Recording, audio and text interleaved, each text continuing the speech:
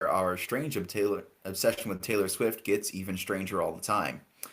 I am a coffer. I am a coffer, and as you can see by my title, I am literally always right. What are you, Michael I Knowles? am I am so freaking vindicated. Just I am goaded.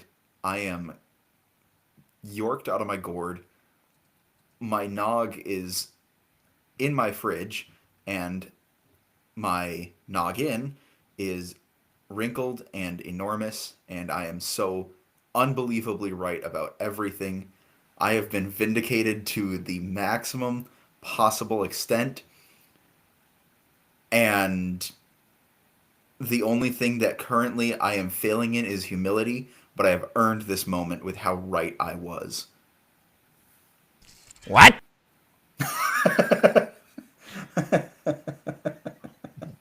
What was Oh, that goodness. entire statement? It was long overdue because of how right I am. That was just a statement. I'm not even sure like what to do with any of that. polls polls were taken of Taylor Swift fans asking how they felt about marriage after she and Travis got engaged. And it was before and after. And after they got engaged, it was so overwhelmingly more pro marriage. Like people saying, "Yeah, I've been thinking about getting married. Yeah, if my boyfriend proposes, I'm gonna say yes now. I wasn't before, but now I am." It's like I am so right. I am so unbelievably right. And unlike Michael Knowles, I do not hate to say I told you so. There See, were I asked about Michael doubters. Knowles because you said you were so right. I didn't know if you were doing the whole I identify as the correct person on this issue. No, I don't even have to identify as that because I am that. There is no identify it as. There were people who told me this would have no impact. There were people who said just wait until they get divorced. Listen, I was so unbelievably right. Josh, I can tell by your hand structure you're waiting to play an audio clip. Hang on to that. I am I was so unbelievably right, and everyone everyone else who said that, this wasn't going to make a change, there wasn't going to be a difference, it was just going to inspire people to go out and, break up, and that people were going to abandon her, and some people are, and that's what we're going to talk about in this stream. But the vast majority has been a massive shift to the pro marriage, pro family feelings. And my goodness, I am so unbelievably big brained and right. The wrinkles of my cranium are just deep and abiding. They are like the Grand Canyon. My brain has so many wrinkles in it. I'm overflowing with gray matter with how right I am.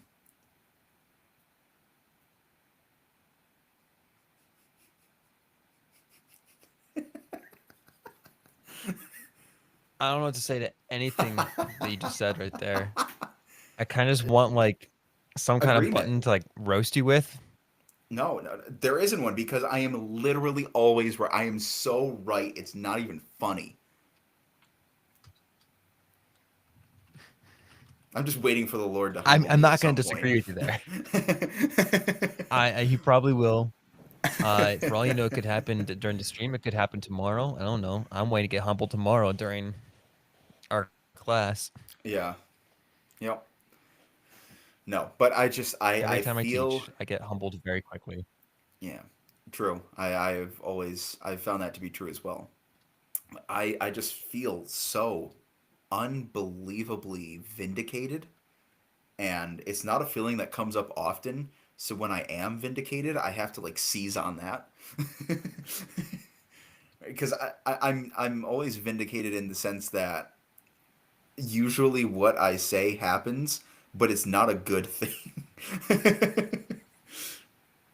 um, in this case, I am vindicated in a way that is good, and that makes me deeply happy.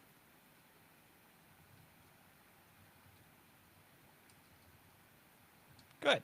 Sorry, I'm typing out keywords. just just silence of and then good. Yeah.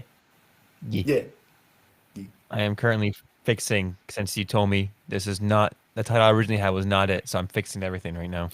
Yeah, no, I wanted to talk about me being right for like a solid 5 minutes, and I've done that. So now that we've gotten the important things out of the way, we can actually talk about The what I victim what I list. was initially talking about. Yes, the victim wish list. So, as I said, we have this strange now new obsession with Taylor Swift, and it's not something I planned on talking about again, but it's I something knew it was gonna that, happen. huh? I knew it was gonna happen. Well, truthfully, so my first thought before I thought of this topic was just to make a community post about how right I am. Um, but I ultimately decided But that you I wanted to could make just. sure it was fully like shown to everyone just how right you were. I mean, I'm so right. How can I not? How can I not celebrate how right I am?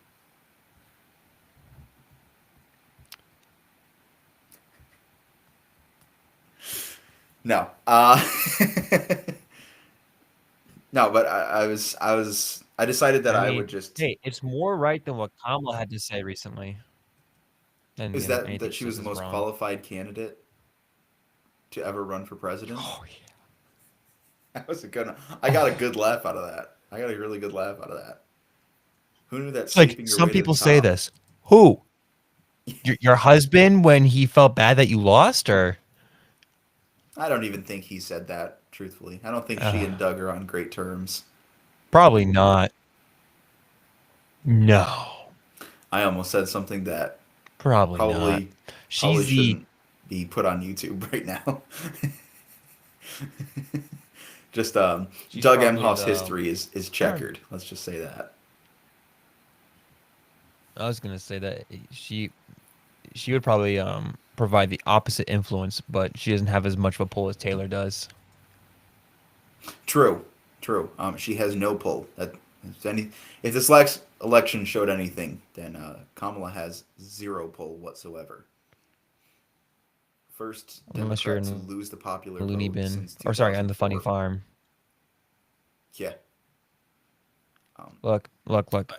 She thinks she's the most qualified person. It's just because she was on the funny farm when she grew up. yeah. Um, Anyways, so more about how I'm right. No, I'm kidding. Uh, I'm gonna keep being right though. I'm gonna continue on this train And of I'm pretty sure we'll rightness. hear about more about how you're right the rest of the time. It's just gonna be a 3.5 hour stream of just me talking about how right I am. Uh, Three and a half no. hour stream? I'd like to bask Hold in on. my I'd like to bask in my rightness more. I know what you're gonna do. What? Yeah. Uh, no, I have been mulling over this more and more, and as I've been mulling and mulling and mulling, I've realized that we have a deep pride problem in America. And that might seem obvious, but it's not the type of pride that most people would think of.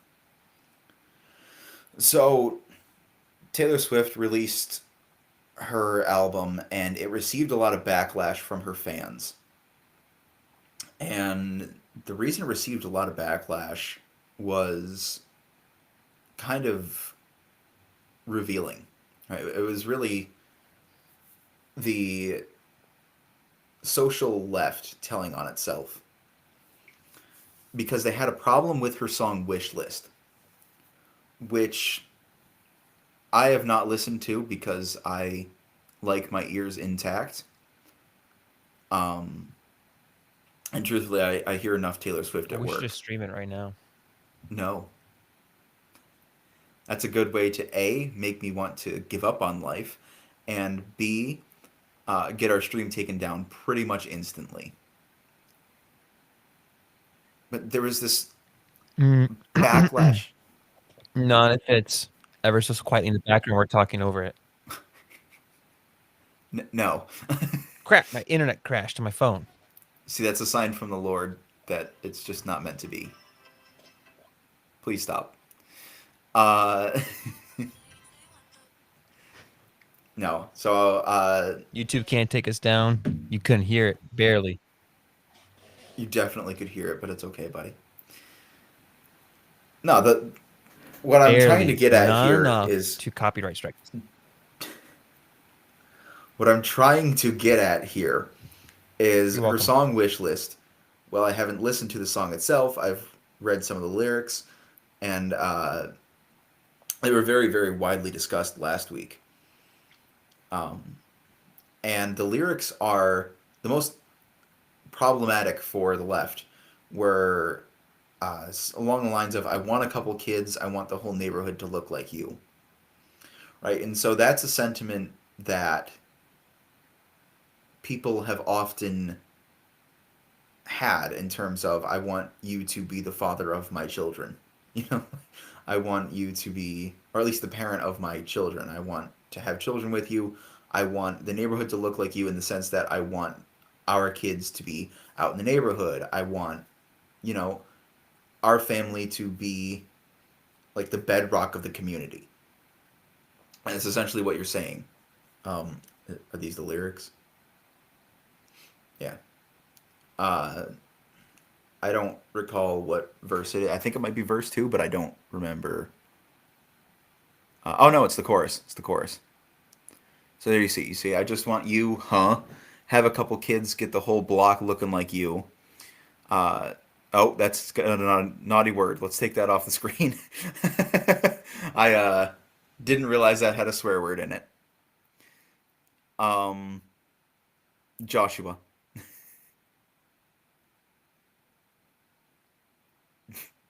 Josh. Take it off the screen. Okay. Um, but yeah, so that's the lyric. I'm glad I didn't read much further. That's the lyric, right? And that got people immediately up in arms. Uh, and a lot of people pretended like it was about race, right? She's saying, "Oh, she wants the neighborhood to be entirely white." You know, it's the same strange idea that people had with, to bring it all the way back to the beginning, with Sydney Sweeney and the jeans, right? Where it says Sydney Sweeney has great genes, and they think that, oh, it's because she's white. No, it's because she's good looking generally, right? And Taylor saying that she wants the whole block to look like Travis Kelsey is, she's saying, "I want to have a bunch of kids with you. I want our family to be the bedrock of the community." It has nothing to do with race, right? So it was the objection. It's the objection from race because that's a very easy objection to throw out there and not have to defend it all. But for those who actually were engaging with the actual objection they had, they were talking about the problematic nature of having a quote unquote heteronormative family, right? That's a bad thing for a wife and a husband to have children, and the nuclear family is bad. Right? In particular, there was a gay man who was reacting, and at least I hope he was gay. I'm pretty sure he was gay. If not, I just called him gay.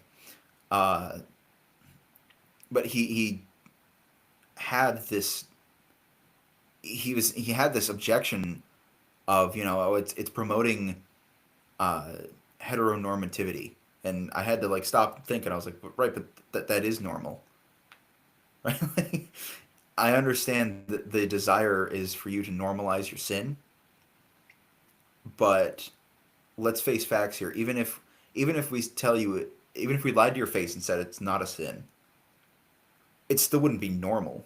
Right? Normal is the standard. Normal is what is true for the majority of people. Homosexuality is not true for majority of people. Most people are not gay. So it is never going to be the norm. It's never going to be a normal family, right? Two men pretending they're married and adopting a child. That's never going to be the norm. Same thing for women. It's that's not how that works because you need men and women in stable relationships to produce children and to raise children to give us more life.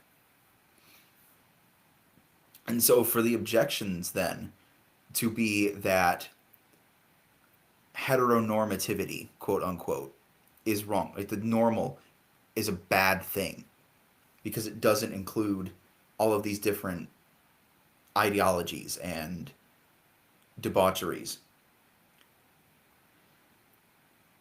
For that to be the objection that they have is very, very revealing in that because they have rejected God, they are now committed to the rejection of not just biblical values, but basic human values. Right? And now you could argue that biblical values are basic human values. But to say that it's bad to have a mother and a father with a couple kids, right? The nuclear family is bad. Not even that it's just equal to the quote unquote homosexual family. But to say that it's worse, to say that it's lower, to say that it's bad, that's a big problem. That's a huge problem. Because now you are degrading what makes up a majority of the population. And that majority of the population happens to be the population creation. Right? That majority, what you are saying, should not occur and is bad to promote, is what gives us the worldly population. Or the world population, excuse me, not worldly. It's a worldly point of view. It is an indirect kind of, it's also kind of just direct. It is an indirect and direct method of undermining life itself. And I don't think a lot of people are very conscious of it. I think they're just repeating talking points. But when that's your talking point, that's a huge problem. That's a really, really big problem. Because now you are not capable of creating new people. And the human race will cease to exist in that sense, right? Looking at it from the atheistic perspective. There is no reason, from the atheistic perspective, to promote homosexuality. It does not further the species. It does not contribute to the population. It decreases from the population. Right? Looking at it purely from a materialistic standpoint, purely from an atheistic point of view, there is no reason to promote it. So to then discourage the family, discourage what creates more people, what continues the human race, makes no sense. Right? I do not. I do understand. I was gonna say I don't understand why they would do it, but I do understand. It's because they're not really objecting to any sort of moral standard. They're just objecting to God. And they're trying to push God out of society. Because they are stubborn and prideful in their own hearts. The human heart is deceitful above all things. Who can know it? That is in reference to how sinful we are. We have deceived ourselves into believing that we must supplant what has been true for literally all of human existence which is man plus woman creates stable households, creates children, raises the next generation, gives us a strong and firm bedrock upon which to build civilization. Because remember, man and woman is the image of Christ in the church.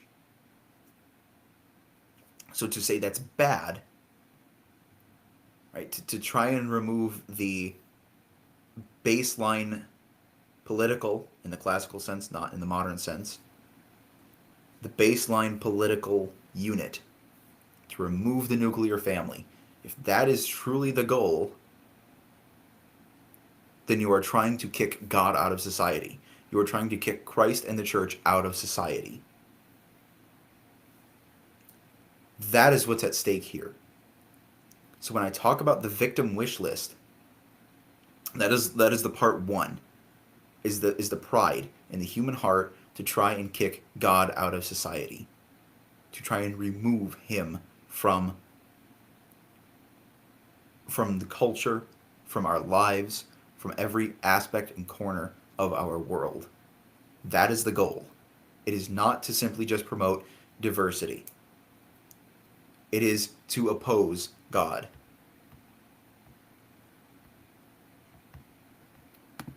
Thoughts?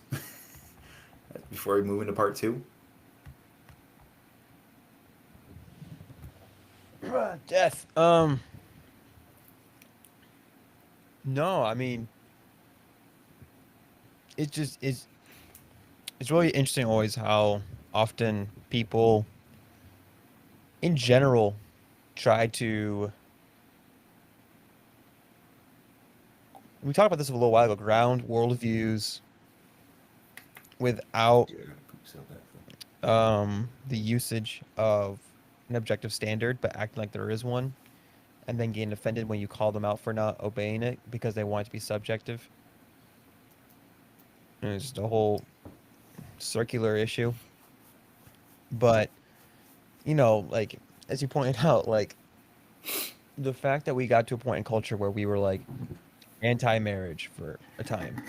And it's like, how do you think we make more humans? How do you think we keep the society going? I'm telling you right now, our buddy Jeff is not the solution, no matter how many kids he has. Um, For um, reference, and Jeff then has the like second 7 best one, children. he's trying to outdo the Muslims because the only reason there's so many of them is because they're born into it. Yeah. Um,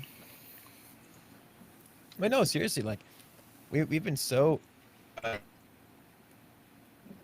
there's the unfortunate reality that we've undervalued marriage, where we strictly say that, oh, the point of marriage is making babies, and it's like, that is an aspect, but that's not the point. That is a key component because you have married couples who just can't produce children.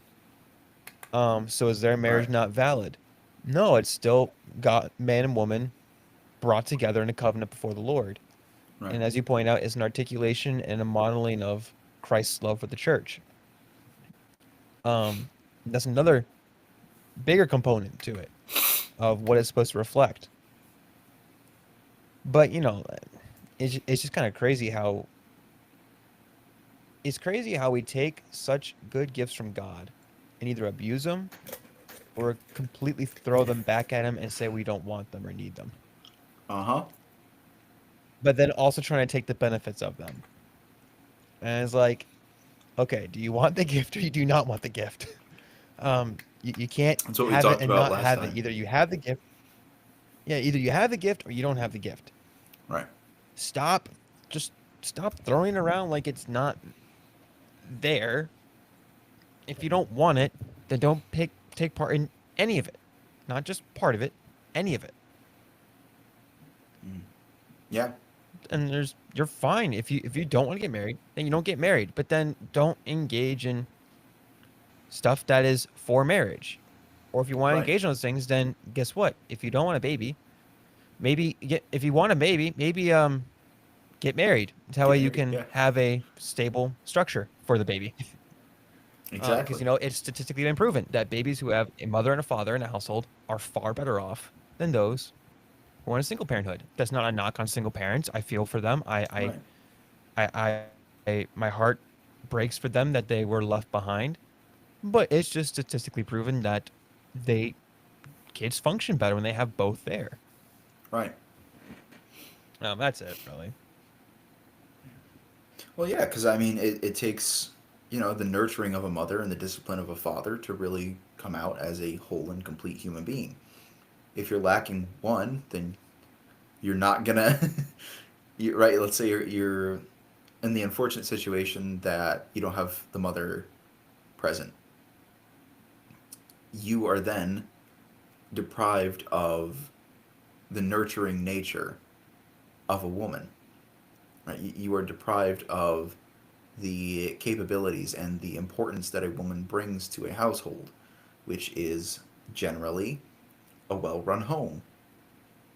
Right? It's generally a well structured and rigid home.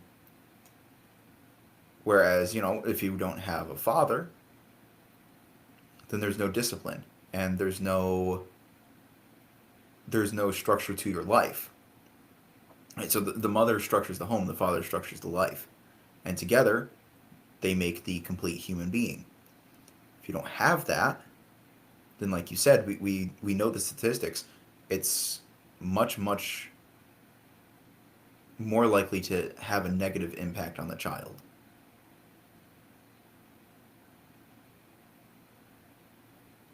So Part that two. was, yep, that was part one. I kind of needed that baseline layer to go ahead and move into part two, which is the second word in the title, victim. There were so many women on TikTok and on Twitter and on Instagram who were whining and complaining about how this promotes the patriarchy. And and I couldn't help but sit there and wonder, how on earth can you constantly be this miserable and not want to just, Here's my question: How did you? what's up? I'll say, here's my question: How did you? How did you hear about that? You don't have social media. Where curious, like I read a lot of news. I read a lot of news. Okay, that's fair. That's fair. uh yeah, no, I was like, so I have social media, and I usually send you stuff to respond to. true, yes, I can I tell you right now, have. Taylor Swift is not on my search history. I got our strange obsession with her grows. So I don't know what you're watching in your free time. Uh, Usually either political stuff, Christian stuff, or finding stuff for us to respond to because no one sends us stuff to respond to yeah, which feel yet. free to, whether that be on any of our social medias or in the YouTube comment section, send us stuff to react to. We would love to. Um, We're on X, Facebook, Instagram, TikTok, Ew, TikTok. YouTube. Yeah, but anyways, I know, I know. so I was just sitting there. I was awestruck by how you could be such a victim and how you could make it all about you. And it occurred to me then that you had the baseline there, which is this anti-God ideology. And then in this in this way that you're rebelling against God, the only way that you can make God out to be the bad guy is if you are a victim of God, right? And he's just oppressive and he is keeping you down. That is the only way that you could possibly justify this. And then it all made perfect sense to me of why we have such a victim mentality in our culture, right? Why people went at this from a racial angle. Because if they are being racially persecuted, then they are a victim and they don't have to be held accountable for their actions. And why people attacked this from a nuclear family is bad. That's the word I'm looking for. Angle, I guess. Um, because if you are being attacked, then you don't have to defend your actions. And it made me realize the reason that we are seeing an increase in political violence, particularly among the left, is because they have now made themselves out to be victims, and therefore they can justify any action. And as these people were whining and screeching for various reasons about a celebrity marriage that impacts them in precisely zero way, like the marriage itself does not impact them. If Taylor Swift and Travis Kelce got married tomorrow, my day tomorrow would be the exact same, except I would feel more right.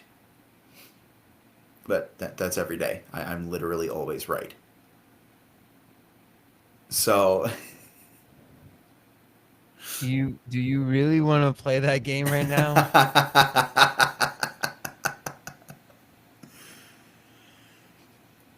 but I'm You really want fascinated to play that by game right now this. that you are always right? I am fascinated by this need to justify the actions, but it makes sense when you are in rebellion to God.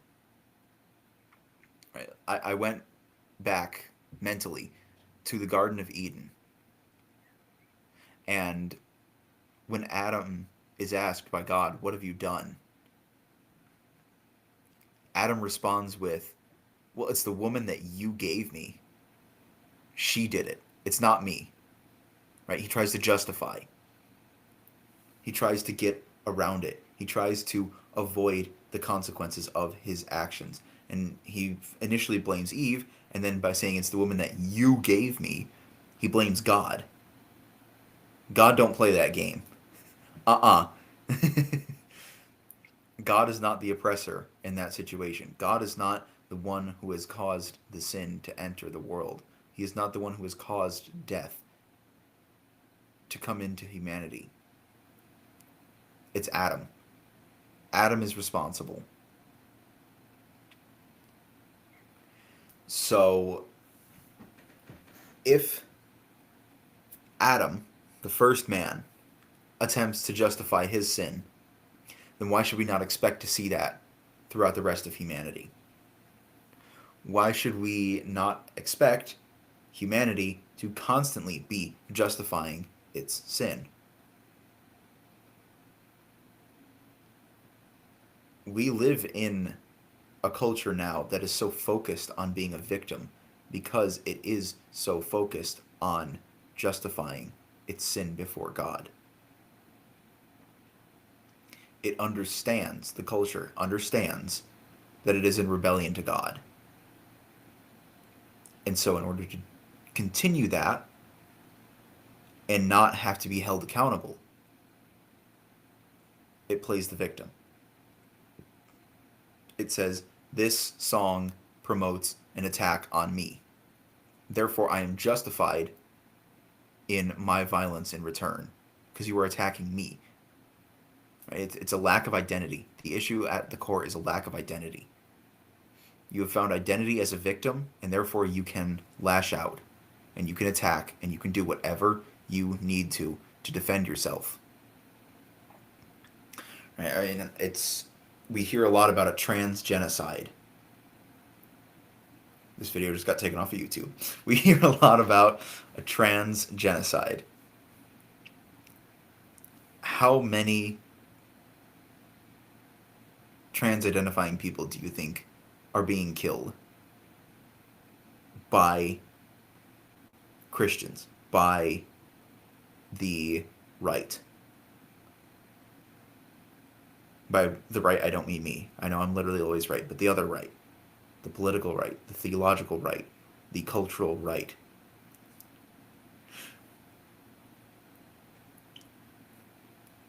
Can you find me an example? right? I mean, surely with how the news media reports violence against the left, there should be tons of examples. Can you find me even one? No, you can't, because it's not happening. They are false victims. They are playing the role of victims. And in doing so, they are justifying killing children in churches and killing children in schools and killing people who are just willing to have a debate. The increasing violence that we see is a result of this victim mentality that says Taylor Swift is now a bad person for wanting to have children with her soon to be husband, Lord willing. That is a deeply evil ideology that says I can justify violence because this person does not fit the mold that I want them to, in this narrow picture that I have in my mind. I want them to behave the way that I behave, and if they don't, that's an attack on me and I can attack them back. But instead of meeting their alleged cultural or verbal or political attack, I'm going to meet it with real violence, with physical violence. I'm going to attack them, I'm going to kill them. It's the kind of ideology that lets a man run for attorney general after he has stated that he would like to shoot his political opponents in the head and hopes that their children die in their mother's arms so that real political change can happen. I'm talking about Jay Jones running for attorney general in Virginia. That came out as an October surprise last week, I think it was. He has literally not lost a single Democrat endorsement. Some have doubled down in their support. Tim Kaine, whom everybody forgets existed immediately after they see him walk away. But he was nearly the vice president. He would have been a heartbeat away from being the second woman president. He doubled down on his endorsement for Jay Jones as Attorney General after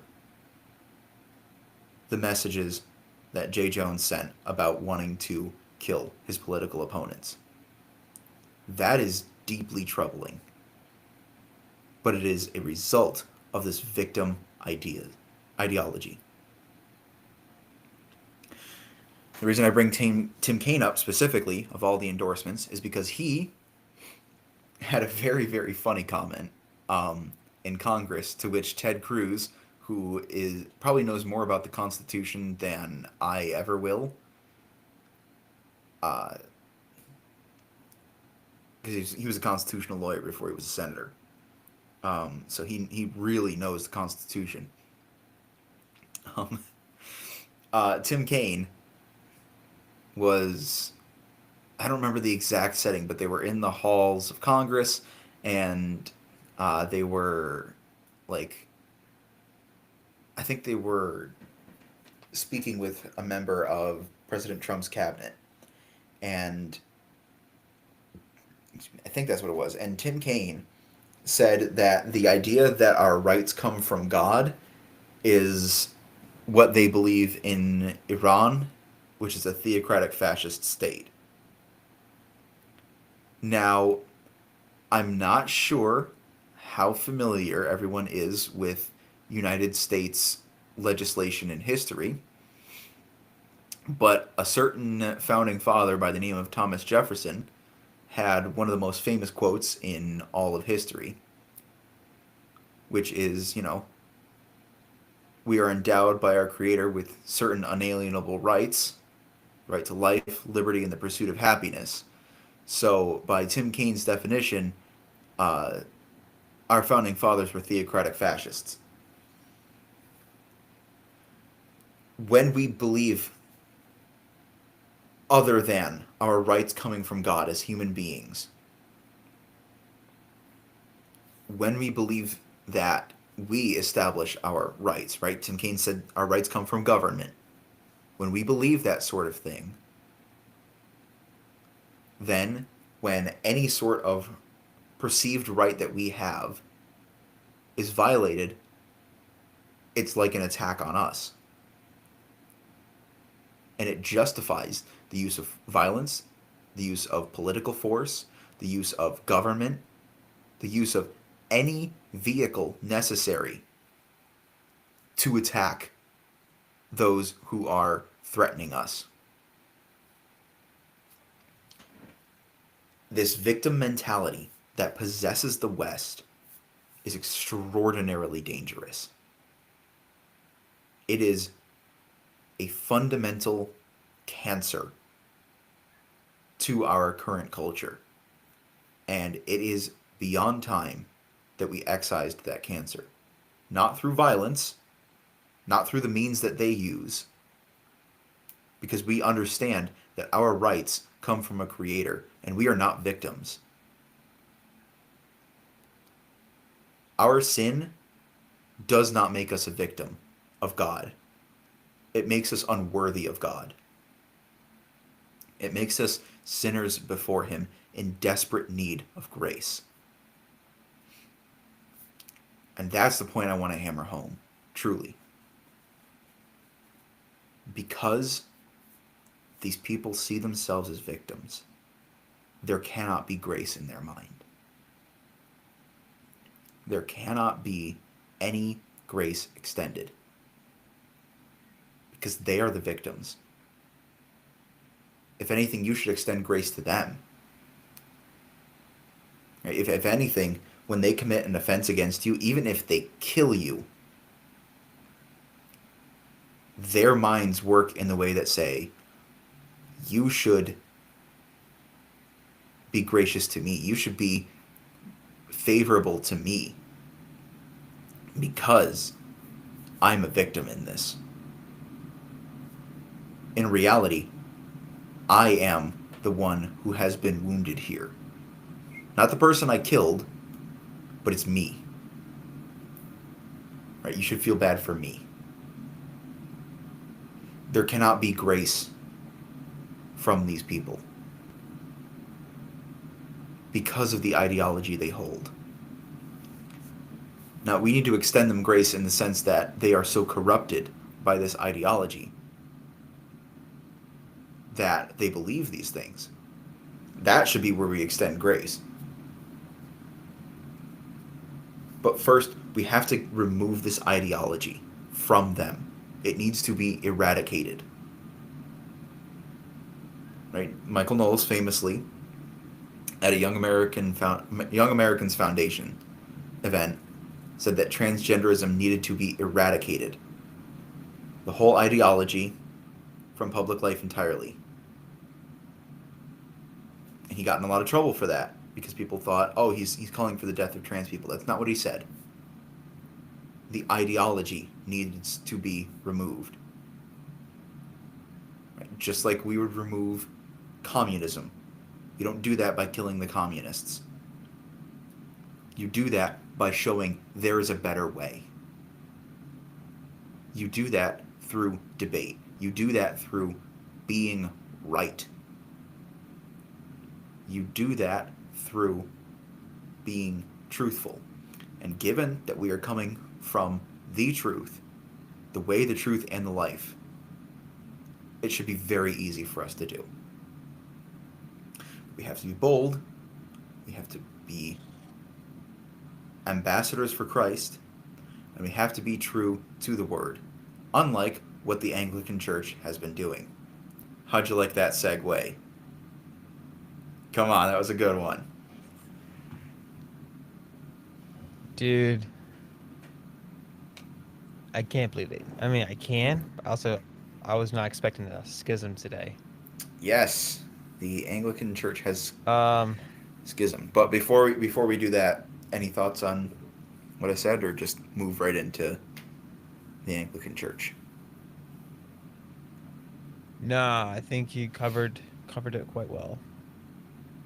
But let's talk about the Anglican Church schism today. Honestly, I kind of honest before we get into there, I kind of like the idea of having little segments Yeah, and be multi-segmented. That might be yeah, something to keep in mind for future I would agree. because it gives us a little more range to talk about. Anyways, so uh, so I am not the most Anglican um educated in terms of like the fullness of like everything that goes on within the Anglican system. In fairness, Partly because neither are one, I'm most not Anglicans. European. Well, I was saying fairs, I'm not European, as in I'm not in Europe. Yes, True. Episcopal ties in with the Anglican, but even then there are some Well, very Anglican is minor primarily an differences. English church, and they're not in Europe. Sure. I'm just But being pedantic. anyways, I know. I apologize. My heat just kicked on. It's going to be a But quiet hum in the background. it wouldn't be a true live stream with Caleb if I didn't hear the silent hum in the background. Yeah, first it was the AC, now it's the heat. I'm either hot or I'm cold. I gotta pick one. Just wouldn't be the same. Can't be lukewarm. But yeah. So there is a structure to it, and I want to be a good resource. Let me pull up his channel. A good resource for like if you want to learn anything about denominations, I need to use him more often because he's quite great and very charitable, and he, as far as I have seen, stays fairly objection. Like he's pretty much just like just saying the objective. Like here's what things are. He's not like sharing his opinions. He's just saying these are the objective truths. It's a YouTube channel called Ready to Harvest. His entire ministry, if you want to call it ministry, depends on how you want to define ministry, is explaining different denominations and comparing different theological positions between those denominations. What did you do? I was eating some Swedish fish and something crunched. And then it kept crunching. And I have so many concerns now.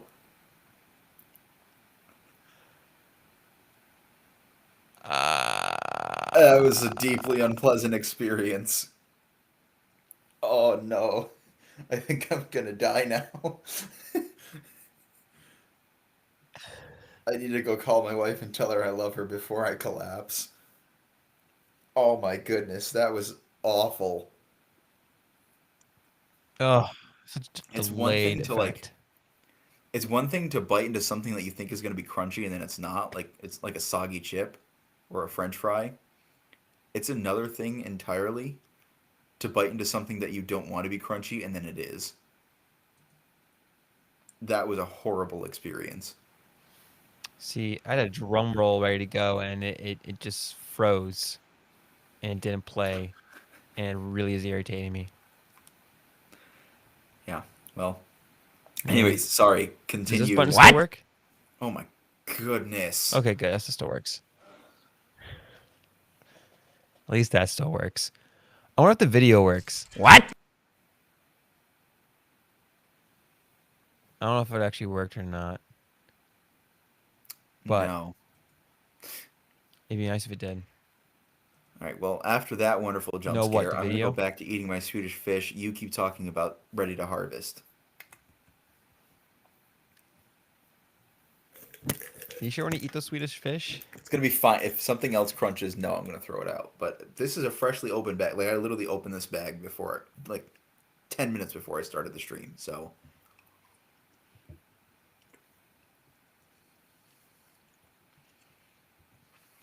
I'm you know, just just scared. I'm continue. about to watch Caleb die midstream.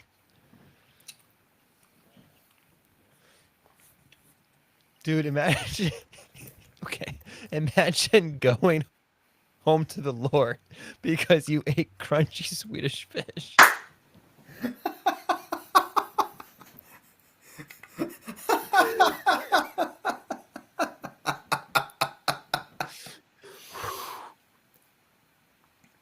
So, Death what by ended up crunchy taking you? Swedes. Oh, got off in a war. You? Swedish fish? Yeah, those little gummy candies? Yep. Dude, imagine meeting the apostles and that be the end story. And like, hey man, you're like, dude, just look at me. He's like, yeah, man, how did you go? Like, I died by crucifixion, I died by stoning, got my head chopped off. I ate a Swedish fish and it had crunch. What's a Swedish fish? Um, a candy? What's a candy? True.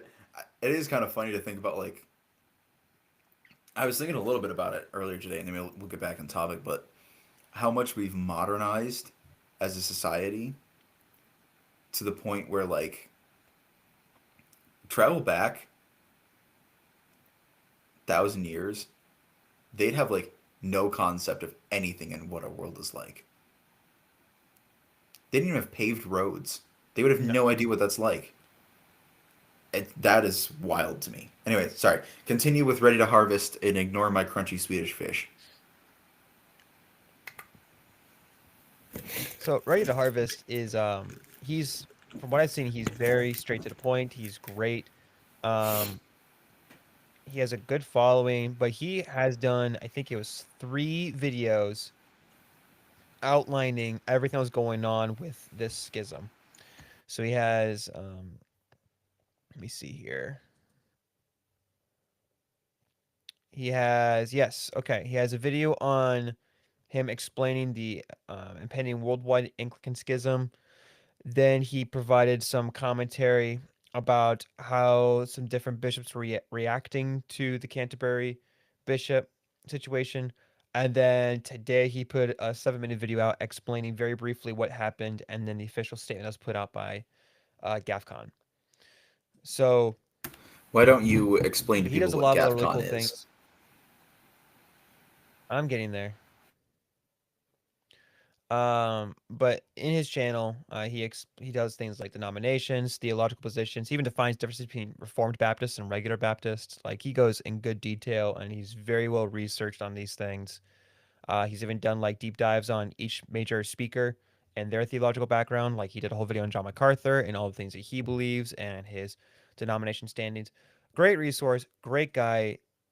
I would love to meet him someday. He seems like a really nice dude. Anyways, that'd be a better resource on a lot of these more defined terms than I can give.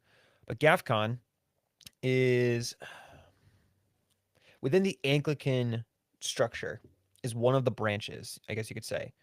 It's one of the kind of like branches that kind of participates in the meetings and the overall how things are working. It's their way of not being Catholic with a pope in a sense, and yet still kind of having it, depending on how you want to define terms. Anyways, it's a whole thing.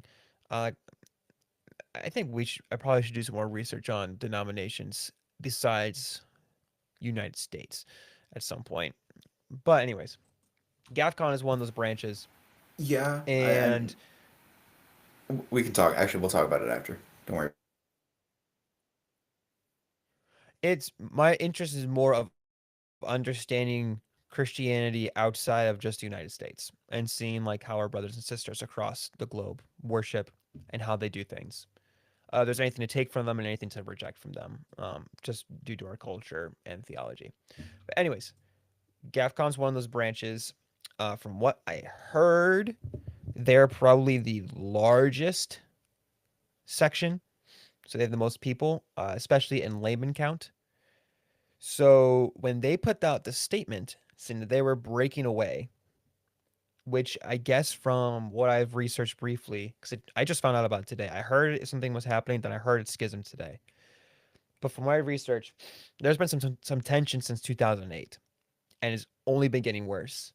And we finally had the straw that broke the camel's back. So I'm gonna show GAFCON's official website and what they had to say. regarding their leaving. And I'm just gonna read it down. Um, to my dear brothers and sisters in our GAFCON family, grace to you and peace from God our Father and Lord Jesus Christ. The news has finally arrived after months of prayer and long waiting, but it's with sorrow that GAFCON receives the announcement today of the appointment of Dame Sarah Malay. I can't speak apparently. As the next Archbishop of Canterbury, the appointment abandons global Anglicans as the Church of England has chosen a leader who will further divide and early split communion. So they Mulali. all, thank you. Mulali is the But last. with Canterbury's Archbishop decision, this officially kind of put them over the edge, saying, "We're not doing this. We're out." Like I said, there's a few other things that came up. Some of them were like social issues and some theological issues that they had. Um, I'm going to keep going though. For over a century and a half, the Archbishop of Canterbury functioned not only as the primate of all England, but also as a spiritual and moral leader of the Anglican Communion in more recent times. The See of Canterbury has been described as one of the four instruments of communion. So it's one of the four branches. While also chairing the other three instruments, namely the Lambeth Conference, the Primates Meeting, and the Anglicans Consultative Council. However, due to the failure of successive archbishops of Canterbury to guard the faith, the office can no longer function as a credible leader of Anglicans, let alone a focus of unity. As we made clear in our Kigali commitment of 2023, we can no longer recognize the Archbishop of Canterbury as an instrument of communion or the first among equals of global primates. We had hoped that the Church of England would take this into due consideration as it deliberated over the choice of a new Archbishop of Canterbury and would choose someone who could bring unity to divided Anglican communion. Sadly, they have not done so. So, like I said, this whole issue of the Archbishop really kind of put them over the edge, and they basically view this seat of the Archbishop as empty right now. Yes, Caleb, you look like you're flustered. Did you eat another Sorry, crunch? just global primates. What a phrase. I I mean, know. what a phrase.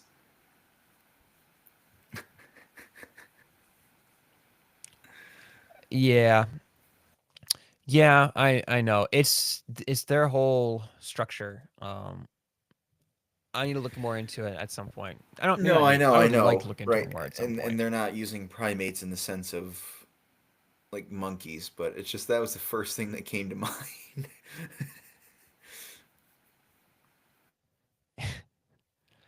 But yeah, so they view the this branch views everything that's happening with the Archbishop of Canterbury as a not filled seat. So they view it as a branch that is not filled, and they say basically do not recognize the current decision of this gal right here to be in that position. You got it, buddy. You can say the Given name. that on Call to Defend, Caleb and are both complementarian, we don't disagree. But anyways, that's I lost my place. Here we go. Though there are some who will welcome the decision to appoint Bishop Mullally as the first female Archbishop of Canterbury, the majority of the Anglican community still believe that the Bible requires a male-only episcopacy. Therefore, her appointment will make it impossible for the Archbishop of Canterbury to serve as a focus of unity within the communion. However, more consigners have failed to uphold her consecration vows. When she was consecrated in 2015, she took an oath to banish and drive away all strange and erroneous doctrine contrary to God's word. And yet, far from banishing such doctrine, Bishop Mullally has repeatedly promoted unbiblical and revisionist teachings regarding marriage and sexual morality. In 2023, when asked by a reporter whether sexual intimacy in a same-sex relationship is sinful, she said that some such relationships could in fact be blessed. She also voted in favor of introducing blessings of same-sex marriage into the Church of England. Again, another thing that really started to put them over the edge and reject the idea that this seat is filled. Um, but yeah, so all at the same. I mean, I can keep reading if you'd like, or I can just stop there. Um, Basically, it's them just saying that this archbishop is failing. And they already felt like she was failing by the fact that she took this position. And then it's just that the things that she was supposed to be doing, she's been doing the opposite of. She's been promoting things that are counter to biblical truths, and this branch GAFCON has had it. And they say today it is our prayer for all bishops and leaders within the Anglican community, including Bishop Sarah Mullally. We pray that she takes upon herself the weight of this historic office. She will repent and earnestly work with the GAFCON leadership to mend the torn fabric of our Anglican communion. May all our hearts be softened to hear the voice of God in spirit, and may we all be inclined today to obey as we move out in gospel mission to lost and hurting world for the glory of God. But it's throughout here, and there's another document I think where they make their official statement saying we're out, we split. Unless this gets dealt with, we're out. We're not part of this. We're still Anglican, but we don't recognize you as truly Anglican, and therefore we do not recognize any of those who are in support of this as being part of this denomination. And then they're kind of hoping that these things will be rectified and repented, which I thought it was a well worded document. Or one of the documents was well worded Definitely. Yeah. Yeah. in I their mean, concerns and very, very loving and straight to the point, while also being firm in their stances. They're not being loving in the way that the left wants to say that they were not affirming things, that they weren't affirming things that they believed morally were wrong or were just scripturally wrong. I mean, that's sure still morally wrong, but yeah. A I know some different people are kind of going to have morally disagreements wrong. there. So I'm going to say morally and scripturally. Right, exactly. And so they split. And I mean, this isn't really having a big impact on us over here in the West. I mean, sorry, in the United States, but it's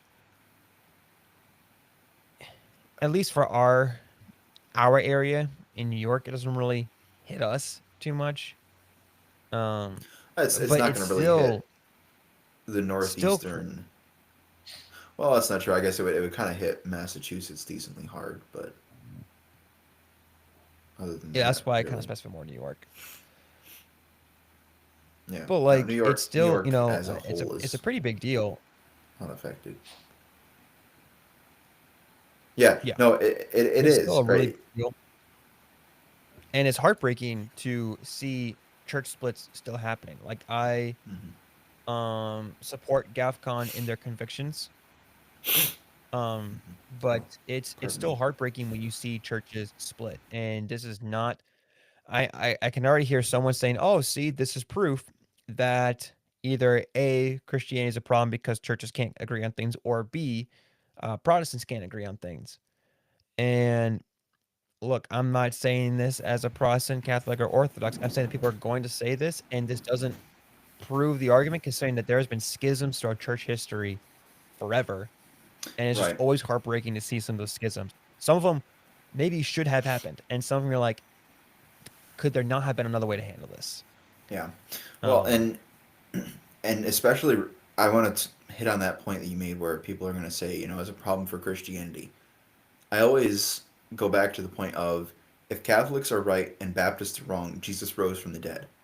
If Baptists are right and Catholics are wrong, Jesus rose from the dead. Right? The points of theology where we disagree are at best tertiary.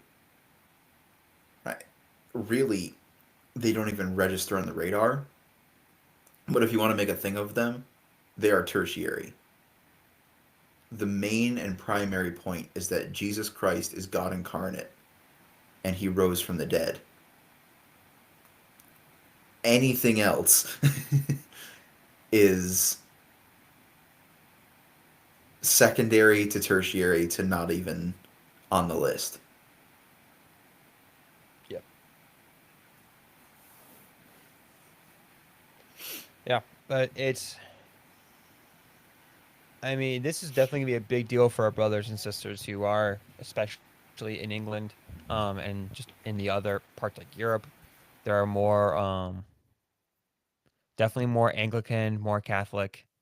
This is gonna be a pretty big hit for them. So if you're looking for something to pray for, I mean, there's always something to pray for. But if you're looking for something to pray for our brothers and sisters across the world in the European aspect and even just a little bit in the United States aspect, pray for reconciliation and repentance and that things should just be dealt with in the way that things be dealt with biblically. Of course, there's other brothers and sisters across the world be praying for and other countries be praying for. Um, but yeah, that's a pretty big deal that Anglican entire branch, GAFCON, said, we're done. We don't Yeah. recognize this bishop, this archbishop. We don't recognize anything that she's been teaching because it's just ridiculous and off base. And I mean, as I showed at the very beginning, I can show it again. This is from their official GAFCON website, and it's from Yeah. um, where's his name down here? Chairman GAFCON Primate Council, Dr. Laurent Babanda, and Mhm. Canterbury appointment abandons Anglicans. They are making an official statement, and they're out, which is Yeah. crazy. It is. It is. And as you were talking about it, it really is kind of sad, but it's it's it's sad for several reasons. One, obviously, we don't want to see our brothers and sisters in Christ schism, right? That's never a good thing. It is never born of a good thing. Right? It's born of disagreement, and it's born of at least one party not following the word of God. And I mean, it's why Paul stresses such the importance of such unity, right? And why Christ talks about that the eye cannot say to the hand, "I do not need you." Right? While there is diversity, there should be unity in said diversity. Now, where I look at this, because I am constantly focused on the cultural aspect of things, is kind of how you were saying how it reflects on the West, but really what it tells us about the Western Church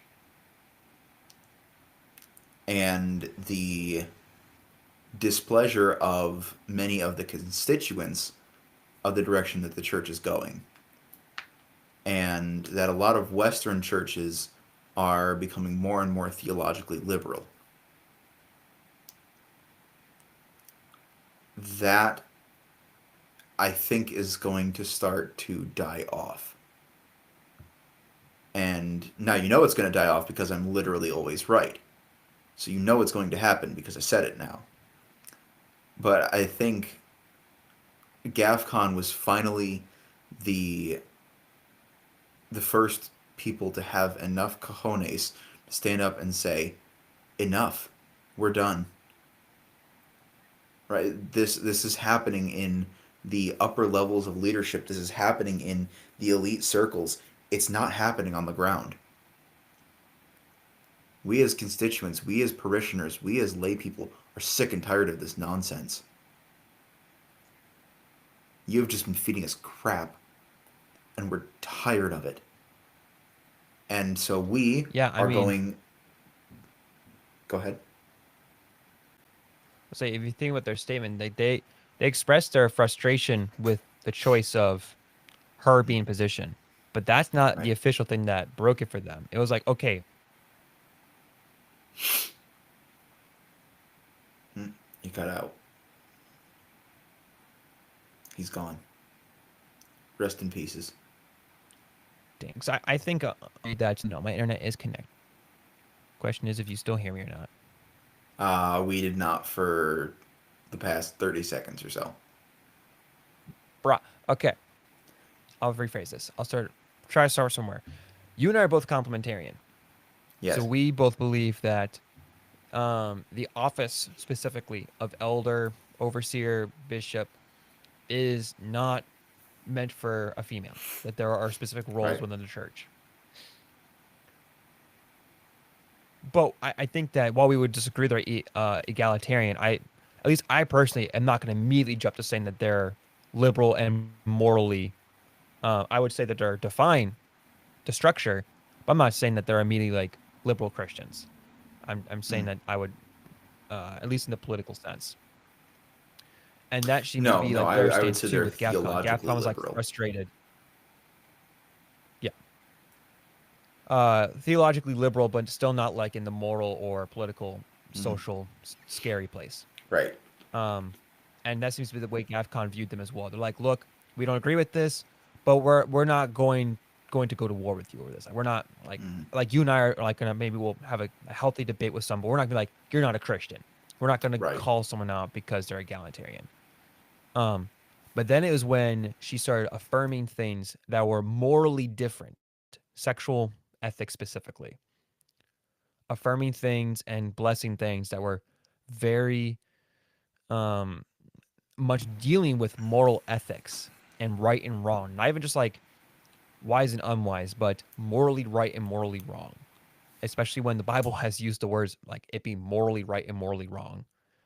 Um, that is when it really crossed the line for them. It was like, nope, we let this slide. We didn't agree with it. We let it slide. But now you have been doing all these things. That is the exact opposite of what you're supposed to be doing. And that's when it officially broke. It was like, look, you you completely screwed this up. And they're not doing the whole slippery slope of saying just because you're a female it means that you're going to be a liberal in your politics and your Right. moral ethics. But it was like, look, first off, strike one, we shouldn't have been doing this to begin with. Strike two was the very fact that she did approve all these things and we didn't stop it. So we're out. We're done. We can't do this. This is you went from being like obstructing the order to now completely defying moral ethics. Yeah. That is a big issue. Um, And I think what's interesting, at least from what I've seen, I'm not gonna say it's for every church. I'm not gonna say it's for like I'm not making a blanket statement here. From what I've seen, it's interesting to me how a lot of the churches that I've seen that have gone more liberal, and not even just like in their theology, but their political and social moral ethics, usually are the ones where they have someone who oversees all things, and they all report to them in almost a popish or highly high church government function where there is no accountability below to keep that person in check. I can't say for everyone, and I'm not going to say that every church who has a structure is having that issue. Right. But I think the what we're seeing is a lack of accountability in the churches where these things are happening, and there's a lack. There's I think not just a lack of obedience to scripture, but a lack of structure and accountability to protect the leaders from going further over.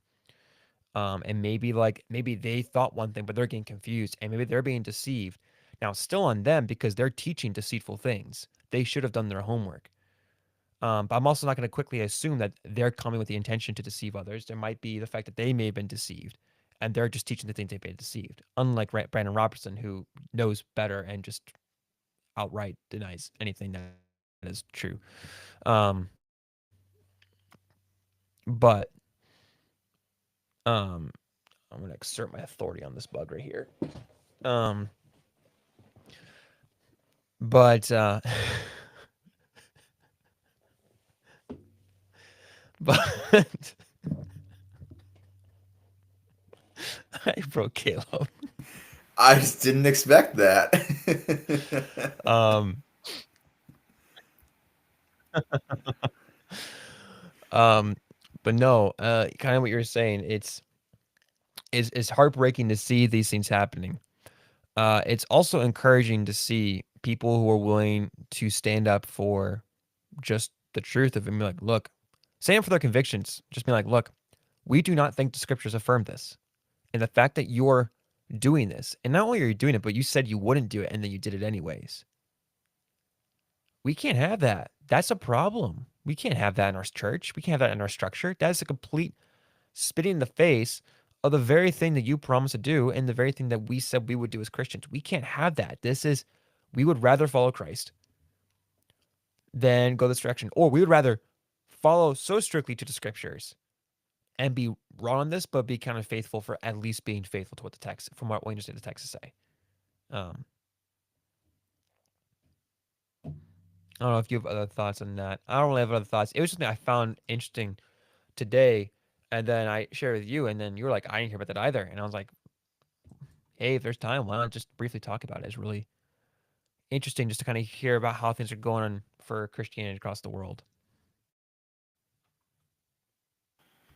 Yeah, no, it's certainly a troubling trend that we're seeing.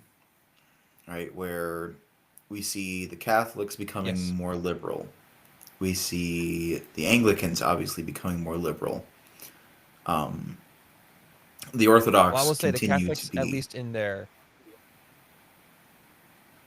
I would say Catholics, at least in their leaders, like your apologists, um, seem to be still fairly conservative. right. I would Seem to agree, be, but from like my experiencing. you have the Pope attending politically liberal Right. That's what I said. rallies or Leadership. movements. I wanted to give our apologist brothers and sisters their flowers for Sure. how they, even if I disagree with them, how they're staying firm on these convictions. Yeah, yeah. No, But yeah, I anyways, Anglican going that direction, Catholics leader going that direction, and then Orthodox, as you're about to say. and the Orthodox continue to just be a bastion of traditional values. So I do have to give them flowers. The Orthodox have remained unchanged since, at the very least, since 1054. Um, uh, I mean, but I mean, if right, there's a discussion and a debate to be had there. But I'm and then there's saying Protestants too, which depending on the branch you're looking at. right, but I'm saying generally the bedrock hasn't moved for them. Right, Sure. Yeah. little things here and there have changed and have developed, but really the core But is like their still moral very much compass intact. has been Right, steady. right. But you're Yeah. seeing a lot of Western And then churches, Protestants depend the denomination you're looking at. right? Like look at the last 100 years of the PCUSA. You know, Hmm. the rapid moral decay and decline is staggering, and it's troubling because it's a direction that a lot of the higher church Protestants are moving in, and it's a direction that Catholic leadership is moving in. So,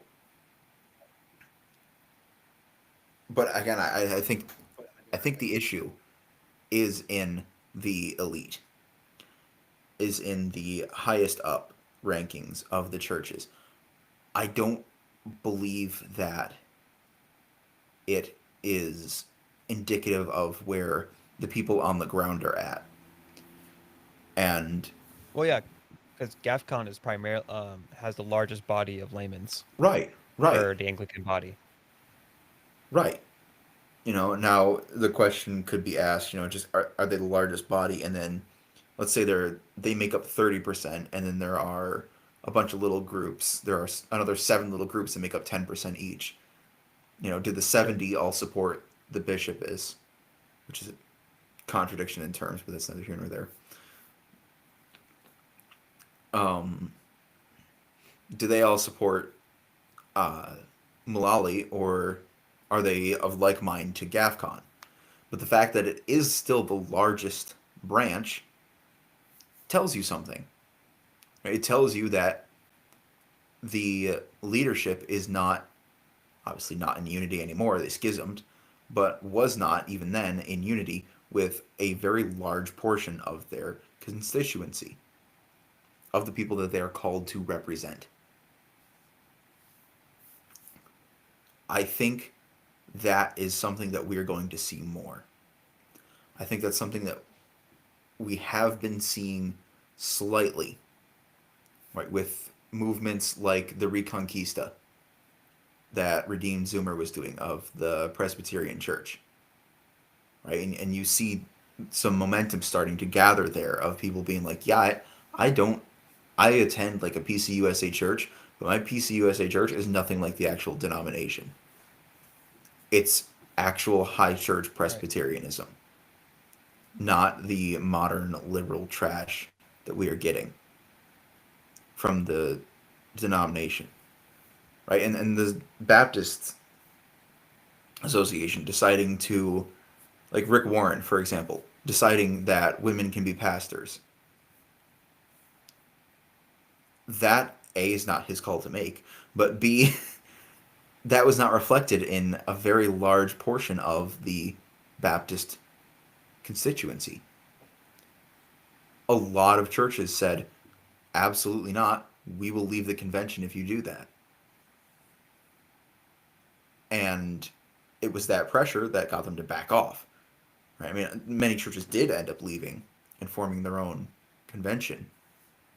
But I think you're going to start seeing more and more of these branches of the denominations speaking out and saying, enough. We're tired of it. We don't want any more of this. The way that you guys are representing us is not accurate to who we are as a church and to what we feel as a church. So I think you will see more shifting back to the norm. You will see the pendulum swinging back. Yeah, I think one of the things I appreciate about conventions and some ways some of these other structures is that you do have a way to send representatives, and you have someone or a group of someone's can keeping things in order, and they're just making decisions for the body across either the country or the state or whatever the structure is. I think there's some benefits to that. At the same time, um, you can get a lot of those issues where they're not being properly represented or represented at all. And we have to remember that each church, yes, we're a global church, but each local church also is held accountable for how it is functioning. Where conventions are cool and great and helpful, but we got to make sure that our churches are making decisions based on we have to make sure that our pastors, like our pastor, for instance, um, is just going to say, yes, we fall under this convention or this denomination or whatever, but we still will act out in this specific way. And we're still going to follow these specific set of doctrines because we primarily go to this convention or whatever, or this denomination or whatever, because it helps us be connected for missions or support. But we as a church are this. We don't abide specifically by this denomination. We abide specifically by the scripture. And we abide by this denomination because we think it currently follows what we understand scripture to teach most accurately. So I see benefits of things like conventions and these structures.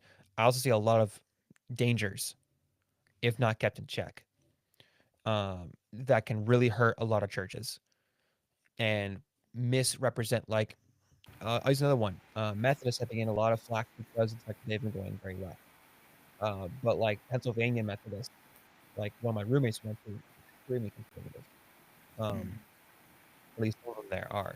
So for us to like completely just bash on Methodists, Right. based on that, is not doing it justice because it's a complete. Now we say the Methodist um, higher ups are teaching this, and we're like, okay, yeah. But when we say like all Right. Methodists, which thankfully, yeah, that's just complete fabric. That's not true. Or Mm-hmm. like we have a friend who, his wife is from Canada, and Pentecostal in Canada is not the same as Pentecostal here in the United No. States.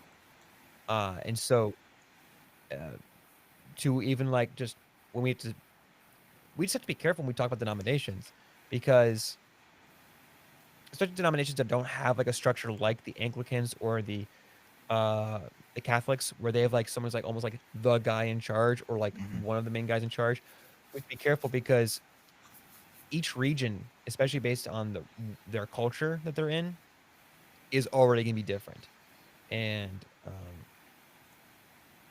if you have people like if you have an entire branch stating something, then yeah, we talk about that branch. We still got to make sure we keep in check the individual churches and take them all on a case by case basis, so we don't slander our brothers and sisters who maybe who are Methodists, but are not going with the direction of their leading branch.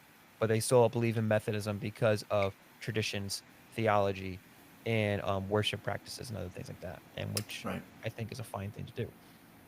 Yeah. So we can dunk on them for that stuff instead. That's all I got. Oh yeah, that's all I got for today. Cool. Yeah, we both filled about 40 minutes, so I feel like that was good. I like the segment approach. I think that's Maybe we something we can should do in the future. Maybe we can figure out 2 to 3 segments, and it could be something church, something political slash cultural, and then something else. Yeah.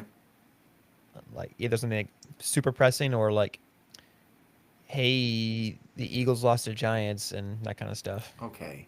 All right. Look. Shut up. Speaking of which, uh, Steelers up 10-0. Good. I mean, you're facing 97-year-old Joe Flacco and an offensive Look, line that would be stronger were it made of those swinging saloon doors. crap. It's, my thing didn't update. It's 10-13. Bengals? Yeah. My thing was behind. Wow, that is rough, brother. Yeah, so before you go dissing my birds, because we had a It's couple rough only the games, second quarter. We still have 2 quarters left. 14 to 10 now, my Still got friend. 2 quarters left. Yeah. Oh, yeah, they got the extra kick. Well, I don't know if they got a touchdown and two field goals. Or This is the battle I of, think my thing was just behind. dude. If you had said this matchup like 10 years ago, people would have been like, "Oh my goodness, that has to be game of the week." Aaron Rodgers versus Joe Flacco.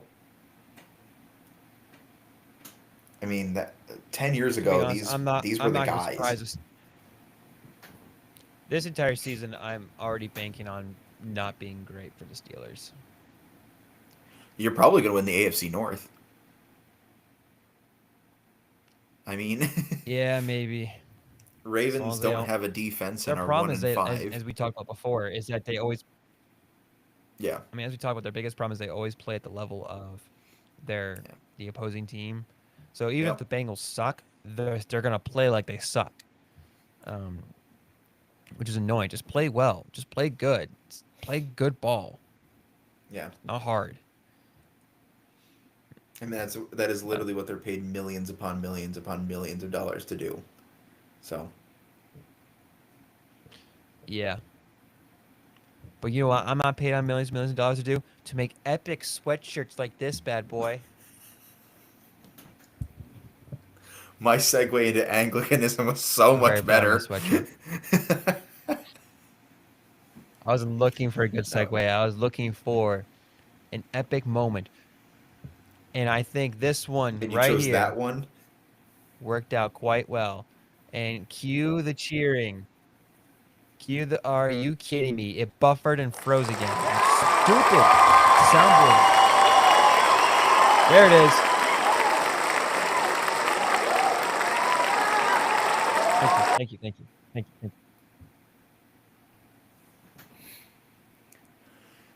So with Very delayed. My it drum roll was working now? The drum roll? nothing. Brother. I just need So to get Josh my will drum have back to out figure and that just out roll on off that. stream. For now, everyone, No, thank I you won't. so much for watching. We really No. appreciate it. Do go check out our merch. Josh worked very hard on it, and he gets very excited about it. It is his pride and joy at this point because he does not have children yet. But please, if you enjoy this content, if you want to see more of it, if you want to see less of it, please let us know down in the What? comments below. We do read all one of your comments. So it's a very large undertaking and a difficult task, but we managed to get through it. Uh, Please give us your thoughts below. Let us know what you thought of this, right? Let us know what you think of the troubling victimhood mentality that we see or the schisming of the Anglican Church. Give us your thoughts on that.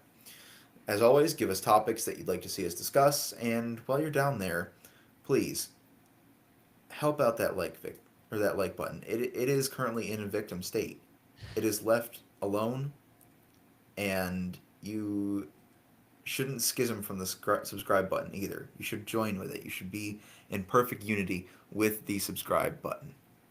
We really appreciate you guys watching, and Lord willing, we will see you in the next one. Bye, guys.